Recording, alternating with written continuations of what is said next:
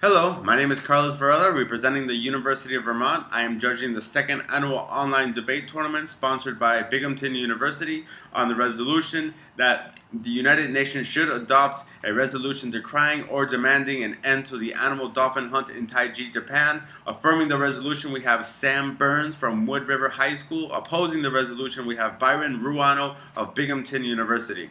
I want to congratulate both of you for doing such a fantastic job. I thoroughly did enjoy this debate. It was very interesting, and I think both of you showed a lot of potential and skill and cleverness in this debate. Let me start with the first proposition, constructive. In this speech, I was very interested in the fact that Sam decided to come out of the gates claiming that he does not need to advance or prove one of the main stock issues of all affirmative or proposition cases, which is a prima facie requirement, and that is solvency. As you may know, solvency is just the ability of a case to prove that it can actually solve the problem that it outlines that is problematic for the status quo. This was not necessarily the most strategic beginning to the case, given the fact that I don't think it helped you advance any arguments. Sam, I think that this is an argument better used as a defensive argument, not as an offensive argument. I don't know if in other debate rounds you're able to use it more strategically, but in this round it just sort of seemed like you just created another target for yourself, and Byron had you pretty much against the ropes from the beginning to the end based on your claims that you make out of that first proposition, constructive. I think that you should save these types of arguments for a defensive situation in which you are losing the solvency debate. Then you can get to say, look, Judge, as a proposition team, my only duty is to affirm the resolution, and if you think at the end of the debate that is a good idea and a resolution worth affirming, then you still vote for me, even if it can't solve the problems that I've outlined. But I don't think that it serves very well as a first proposition constructive type argument. I think it's a defensive argument. I think, as Byron points out, you do a very good job outlining the tragic harms that come with dolphin hunting. Byron, he comes out in the first opposition constructive, predictably attacking your claims on solvency, and not only that, he tries to spin it on you, saying that now you should lose because of your lack of ability to solve the cases, especially because he juxtaposes this attack with his own counterplan. The counterplan that would have the United Nations advance some type of wellness dolphin program, or simply acknowledging the cetacean right. Name of the case of the exact law I don't have in front of me, but it was a counterplan basically saying that, look, we need to pass animal rights, and until we do so, then Japan will not be legally mandated to respect these animals, and therefore they will not be able to any proposition will not be able to solve, because Japan is not currently acting against the law. They're not violating any law, and until they're violating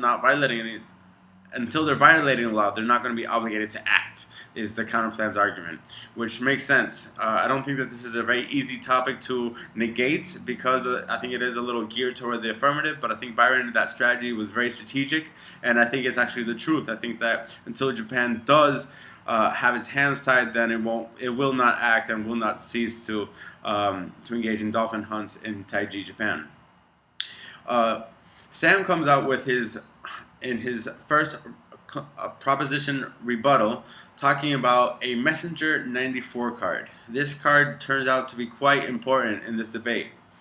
The Messenger 94 card is tagged as the Taiji hunts currently violate international law and domestic law.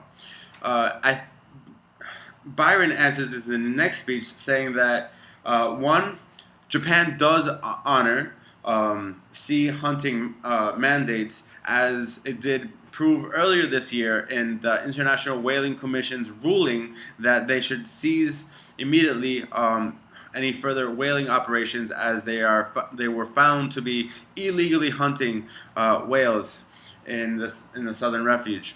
So he uses this argument to try to answer the fact that it's currently violating.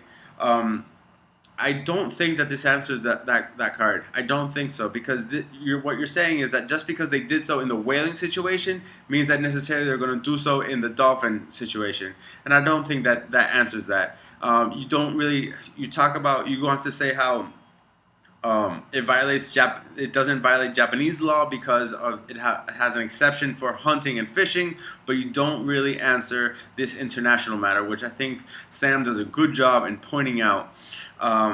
Once that happens, that I'm forced to concede that taiji hunts are illegal, do violate international law, at which point it mutes your counter plan, because if it does violate international law, then the UN does have a reason, a justification for passing a resolution, because they are violating international law. So at that point, there's no reason to negate the proposition, and I do think that it is a good idea for the UN to go ahead and pass the resolution demanding or decrying or demanding a ban to the animal dolphin hunt in Taiji, Japan.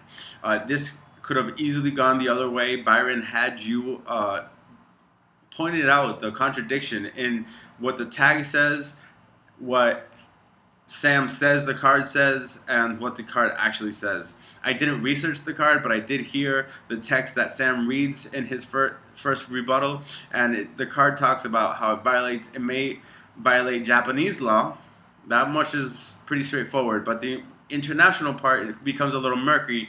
In fact, it says that it doesn't violate international law, but it does, however, violate the international norms, what is standard for treating animals internationally. But that is far removed from what an international law would be. There is no international law that is currently mandating them to not kill dolphins. So I think that that card could have been handled a little bit differently, and because there's no direct answer to the card, then I'm forced to concede it across. So congratulations to both of you. I think you did an excellent job. In the end, I do vote for the proposition. Sam Burns representing Wood River High School. If you have any questions or comments, feel free to communicate with me via the tournament email, and I'll be more than glad to address any questions. Thank you once again, and good luck on the next one. Bye-bye.